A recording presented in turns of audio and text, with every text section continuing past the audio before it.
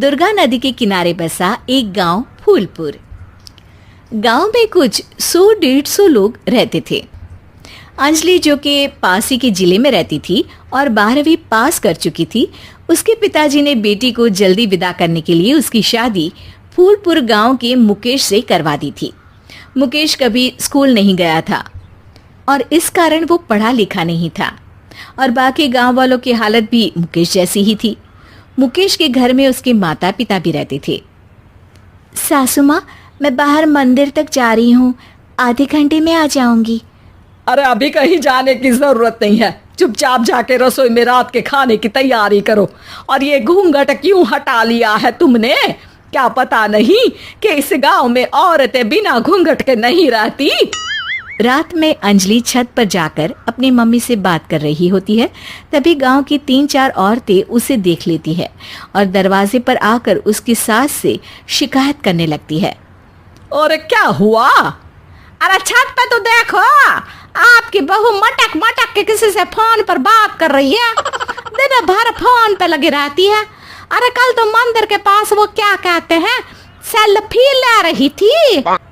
शहर की बहू रखना अच्छा शान की बात है, पर देखना इसके लक्षण से ये तो तुम्हारे परिवार को बदनाम ना कर दे।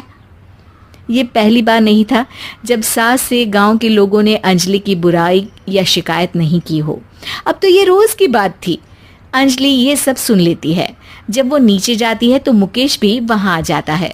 सास कहती है, बेटा, लोग घर आकर शिकायत करने लगे हैं बहू के कामों की, देख लो। पति हो, संयम से रखो इसे।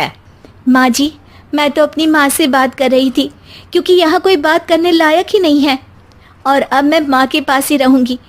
वहाँ क्या रहना, वहाँ बाहर के लोग तो ठीक है, पर घर के लोग भी इज्जत ना दे सके। अरे नहीं नहीं अंजलि, ऐसा नहीं है, धीरे धीरे सब ठीक हो जाएगा, तुम फिक्र ना करो। अरे बस कुछ बोलना ही नहीं है, सर पे चढ़ा रखा है बहू को।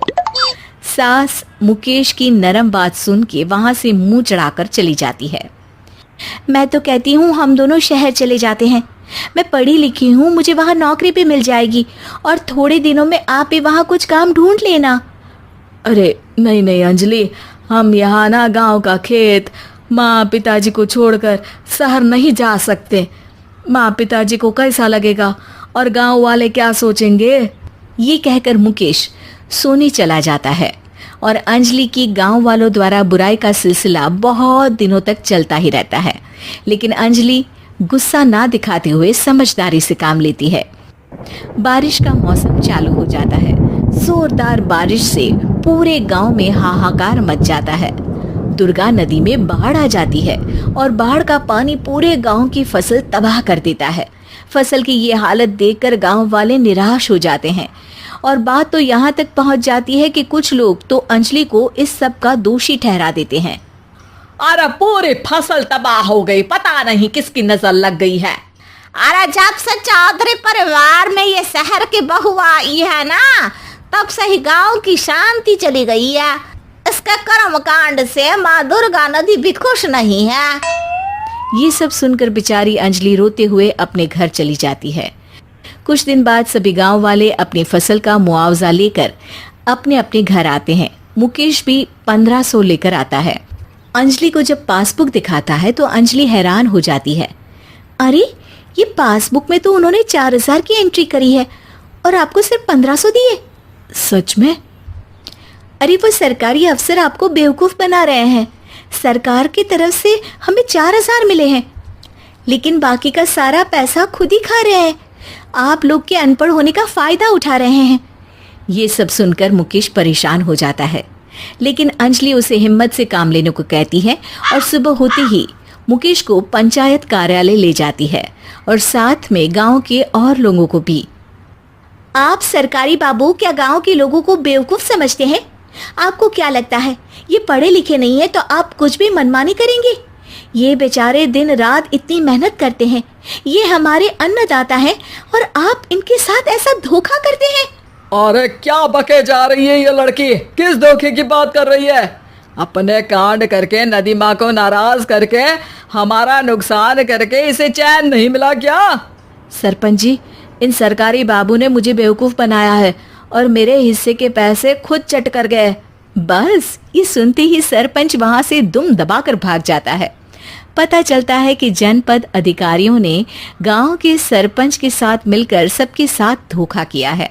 सब लोगों का विरोध शुरू हो जाता है और आखिर में अधिकारी सब गांव वालों के हिस्सों के बचे हुए पैसे उन्हें लौटा देते हैं और कई दिन तक सरपंच गांव में लौटता ही नहीं। अंजलि, तुम नहीं होती तो हम गांव वालों को तो पता ही नहीं चलता कि ये हमें हर बार बेवकूफ बनाते हैं। हाँ हाँ अंजलि बेटी, हमें माफ कर दो।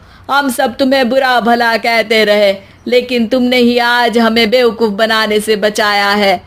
हमें तुम पर गर्व है बेटी। अब समझ आया कि सरपंच तुमसे नहीं, तुम्हारे पढ़े लिखे होने से नफरत करता था। क्यों ना इस बार हम अंजलि को ही सरपंच पद के लिए चुन ले? क्या कहते हो गांव वालों? पढ़ी लिखी सरपंच।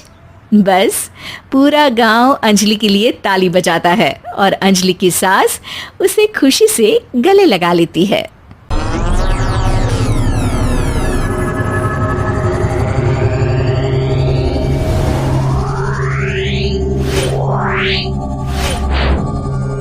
Yeah.